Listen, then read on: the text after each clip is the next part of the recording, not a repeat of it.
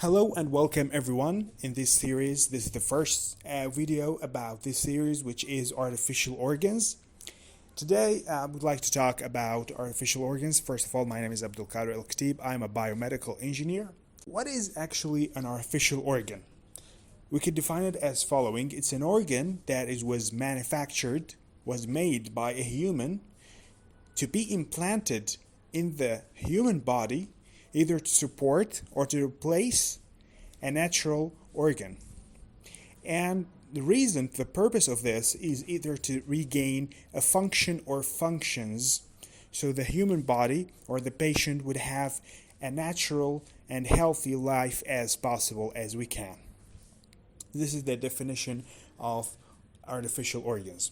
Okay, so there's a lot of things we should consider when we're designing artificial organ. First of all, whether this organ is suitable for the patient or not. And we should study this from a lot of different aspects. First of all, decide the weight and the volume of the organ, whether it was too big. Okay, that of course going to have a negative effect on the patient. Whether it was too heavy.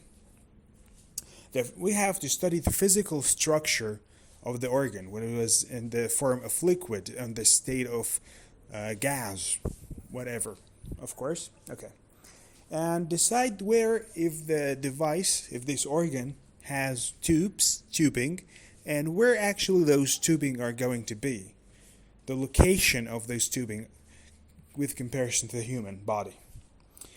And also something very important, decide the possible and acceptable amount of noise that is actually produced by this organ. So this patient is going to use this maybe every day and all his life, so he should actually endure this amount of noise. And also study the effect of electrical and magnetic fields that was generated from this organ, and how these fields are going to interact with other electrical and mechanical and magnetic fields in the surrounding area. Okay. Also study the heat generated by this organ, because if it actually increased the temperature of the body, that of course is not a wanted thing. Also, we have to study where possibly, if there's any possibility that we could implant this device in the human body without actually going into too complicated surgical procedures, or sometimes no surgical procedures at all. Okay, and we have to study the position of this organ in comparison with different situations of the human body. So whether someone was walking, was sleeping, was sitting, of course we have to study all those scenarios. So, and also we have to study how this device is going to interact with the human, with the cells of the tissues itself. If it's gonna make a big damage to the cells or minimum damage, all of that. I'm gonna give an example here. If one design a cardiac pump is actually an artificial organ that is implanted in the heart to actually help the heart to pump blood through the body. So what is the things that I have to consider here? What's the points that I have to consider here? First of all, the cardiac output of this pump should be like the normal heart. The output would be between 5 to 8 liters per minute. And it should pump right amount of blood in the body so the human would have a normal life. Something else, this amount of blood should differ according to the situation of the human. If he was running, for example, his muscles need more blood, therefore the cardiac output should increase as well. So we should consider that. And also, we have to understand how this pump is going to be implanted in the heart. Does that gonna cause any damage to the heart wall, the heart muscle? All right. And how much would be the patient able to control the cardiac output? So in case that if the heart was not able to pump enough blood to the patient, maybe the patient was going to be fatigued. Okay? Maybe the patient is going to lose his conscious because due to lack of blood output. All right. So also something we have to consider when we're studying an artificial organ, which is simply if the device was suitable as a material to be used with the human body. For example, some patients are allergic to gold or to specific metal. So we're going to avoid using this metal in this organ if we want to implant it in the human body. And also, we have to study a lot of different things by checking if the patient was actually allergic to any type of material or anything. All right, we have to avoid those materials that the patient is allergic to in our organ. And there's certain rules, for example, that the artificial organ shouldn't cause a big or significant negative effect on the physiological systems of the body. Okay, like blood clotting, or actually could increase the temperature, therefore is going to damage the tissues. That also we should consider as well. So it's acceptable if it has small, very small, big, maybe negative effect. This is what we call side effect. All artificial things have side effects, something we can't deny. Well, we can try to minimize the side effects, and those side effects as well should be acceptable. And also, the organ should have a minimum effect on the immune system and don't cause any damage to the tissues of different systems. There's something called also the reliability. Level of reliability. We can measure that. There's a certain way to measure this. The acceptable range would be between 80 to 90%. Okay, something else, we have to study the replaceable parts of the organ, because sometimes some parts of these artificial organs should be replaced. For example, if we're talking about pacemaker of the heart, the battery should be replaced every few years, or 5 years, 10 years, depends. And whether this organ needs maintenance, that's also something we have to consider. Because sometimes it's tricky if the organ was implanted inside the human body and we want to replace a part of it. That, of course, needs a surgical procedure. And also we have to consider the patient's quality of life. The life quality of the patient. How we could do that? We're going to compare the quality of the patient's life, this patient who went through implanting these artificial organs, with other patients who suffer with other patients who suffer with the exact or medical problem, who didn't go through implanting this device or this organ inside their body, and we're going to compare the quality of life of them, because sometimes this organ actually is good and doing a good function to the human body, but actually the quality of the patient's life has deteriorated in such a manner that probably it's caused depression to the patient. For example, if the organ was too heavy, all right, it might be good and doing, like in the beginning when they try to manufacture artificial hearts, and we're gonna talk about this, God willing.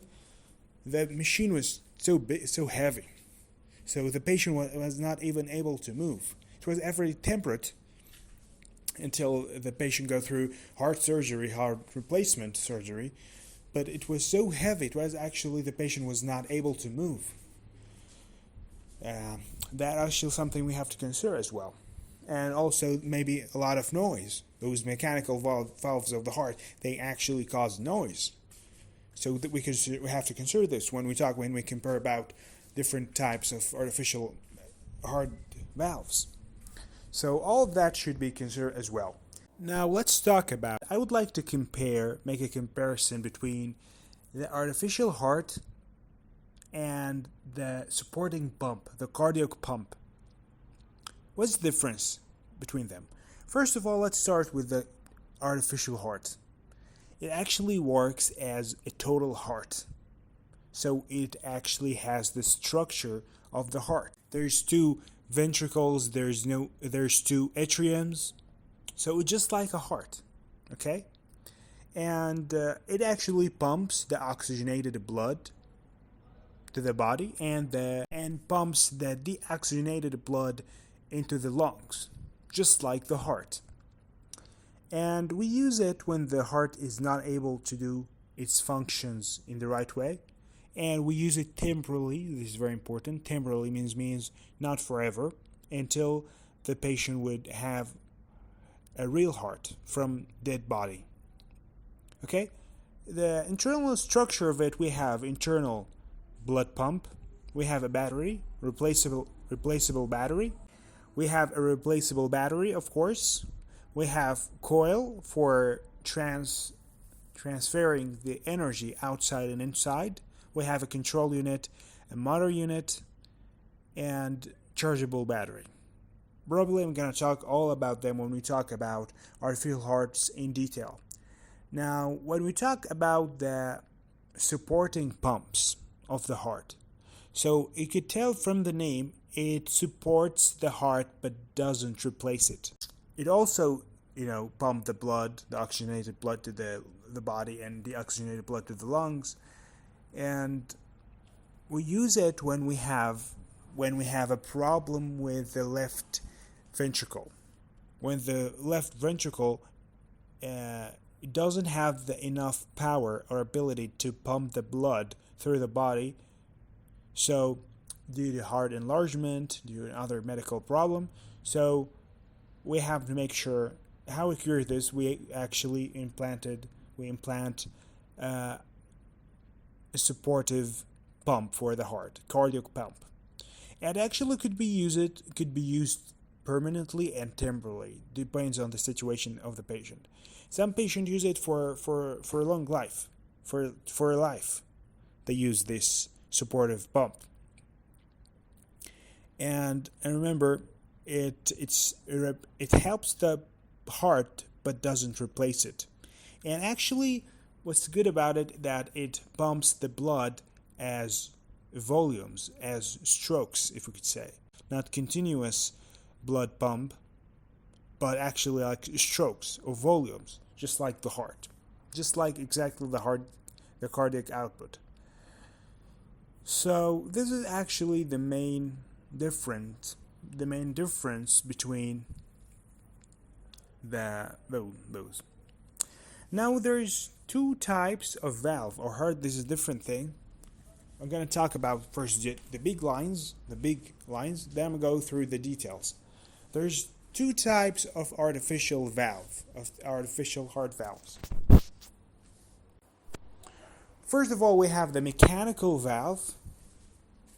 All right, it's made of silicone, made of cobalt chrome. Okay. And it has some advantages. It actually has a good structure.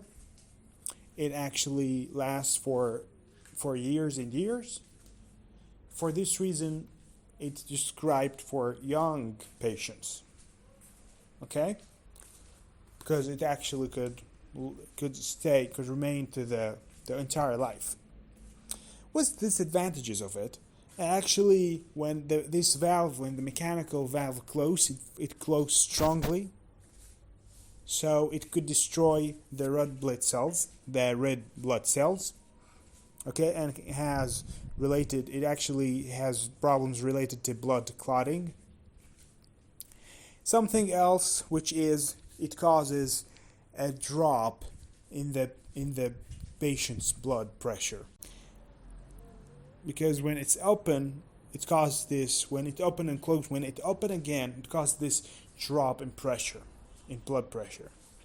And it has significantly a big amount of blood leakage, because eventually, what's the point of a valve, any valve in life, to make a liquid or a gas goes in one direction? But this valve actually has significantly big leakage rate, you could say. It's also big, the size of it big. It cause a noise to the patients. So this actually could be a problem. There actually has very different types of mechanical valve. Each one has advantage and disadvantage, and some of those models actually is not used anymore. Because remember, it's actually an old technology. It's not a recent thing. Now there is the second types of valve, which is the biological valves, is either taken from dead bodies or from animals, especially cows. What's the disadvantages of the biological valve? First of all, it's not exist in big amounts. And second of all, it has a continuous deterioration rate, because it's not a living cells. It's actually a dead cells who went through a chemical procedure. And for this reason, it won't last long as mechanical valve. For this reason, they describe it for all people, for all patients, who are not they're not going to live that long. Okay? Because it should be replaced, but it actually won't last as a mechanical valve. So we use most likely a heart valve from a big, and would be first installed in, or actually to be installed in a frame, artificial frame, and replace it to the heart valve. Because the problems with valves actually could be their valve actually is not closing correctly or completely. That actually causes a problem. Sometimes the little problem won't affect, and we can't actually tell, but when this problem goes bigger and bigger, the patient would notice very side effects of this disease. But in general, there is barometers that we study. We consider when we're talking about the mechanical, or in general the artificial valves, which is first of all how much the pressure would drop when we install or use this valve. Okay, bigger. We're gonna make a comparison. We're gonna make a y-axis between the flow rate and the drop in pressure. Second of all, we're gonna consider also the leakage of blood. This is the second thing when we study. Was big or not. But in general, you could say that the leakage of blood is less in the biological valve. Studies showed it between 1.5 to 0.1%, while in mechanical valve the percentage between 7.7 to 2%. And we also study the mechanical forces of the valve on the blood cells and the plasma and everything that inside the plasma. For example, the shear force, the stretching, just all those mechanical, how much in general the rate of damage, of mechanical damage, that this valve is going to cause to the blood cells. Now let's move to another topic, which is the artificial pancreas. Well, the purpose of the artificial pancreas actually is to measure the level of glucose in the human body, in the blood, and depends on the value of it is going to gives the right and the appropriate amount of insulin into the blood to introduce the amount of glucose to the normal range. So it's just like the function of the normal pancreas in the human body. So what is the parts of the artificial pancreas? First of all, I want a system to monitor and measure the glucose within the human body. And second, I need a insulin pump, all right, to be implanted in the body, usually near the pelvic area. Third, we have chargeable battery, and I have also a system to monitor the performance of the pump, and I need a glucose sensor to decide the level of the glucose in the bloodstream and sends this information to the pump that in its role is going to give the right amount of insulin inside the body. And I need an alarm system in case the insulin was too high or too low, gives an alarm. So it's actually like a feedback circuit. So we have, if we want to imagine it as a diagram, as we do in engineering, the input of it would be the level of glucose, the output, which is the right amount of insulin, depends on the feedback, which measures the level of glucose in the body. And I have to make a comparison between would be related to the acceptable and normal range of the glucose inside the blood.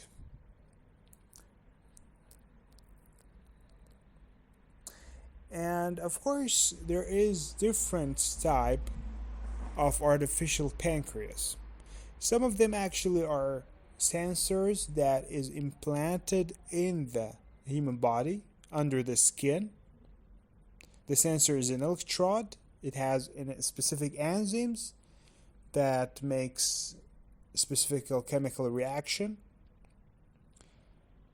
This reaction depends on the level of H2O2, and which has directly proportional to the amount of a glucose in the body. For this reason, we're going to decide we could actually measure the amounts of glucose. This is one of the ways. Other ways, actually, they use electromagnetic radiation within the range 600 to 1300 nanometer infrared range. This actually radiation would interact directly with the glucose in the blood, and by this we could decide the amount of glucose that existed in the bloodstream. It has a principle other way, just like the dialysis way. We use actually a catheter we implanted under the skin. It has actually this catheter. In the end of it, there is a liquid-free dialysate, and through the exchange that is going to happen between the blood and this dialysate, we could decide the amount of glucose that exists in the blood. All those actually are ways to measure the glucose level, because depends on it, I'm going to give my insulin shot to the patient.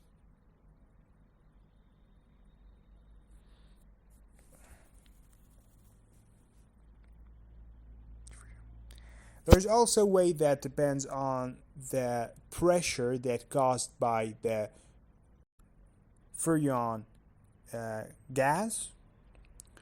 It's just like there's two chambers and there is a membrane between of it, and depends on the amount of insulin this membrane is going to shift to the right or the left. Therefore, in this, you could say a difference in the resistance, or in shifting this membrane, it actually is proportional to the amount of insulin as well.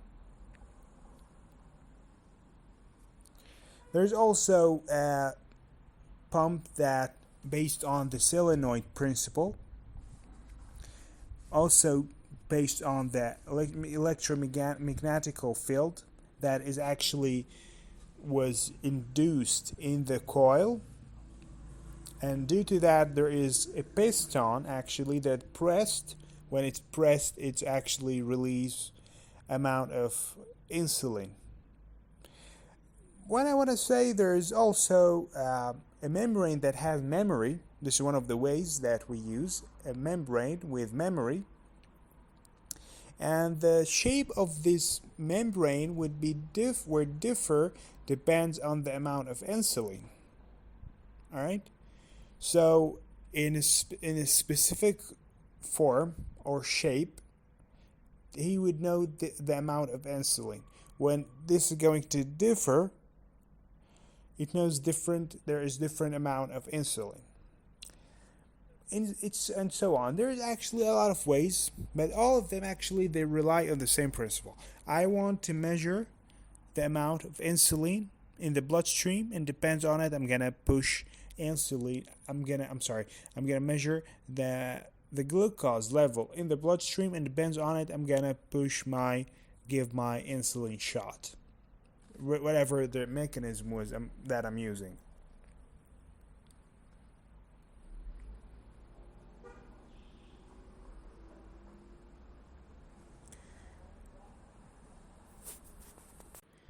We have also, if we want to talk about the artificial liver.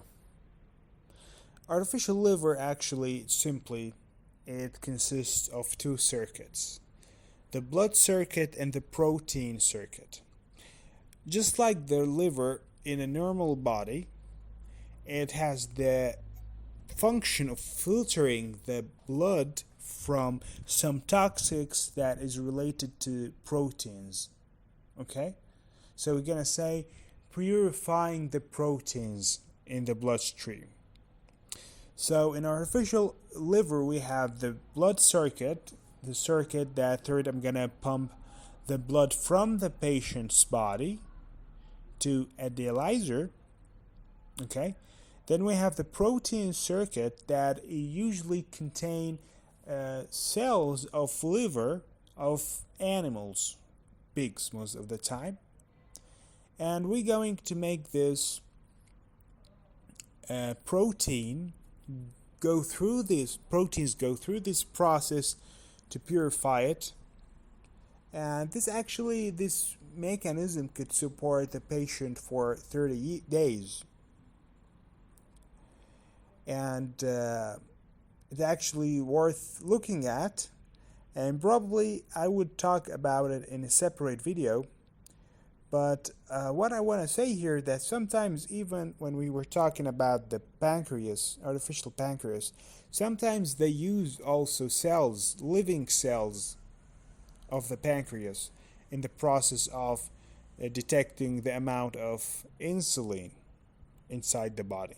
So that is actually what I want to say here, that it's actually possible that to use some living cells to put it in artificial organ. That is also something possible.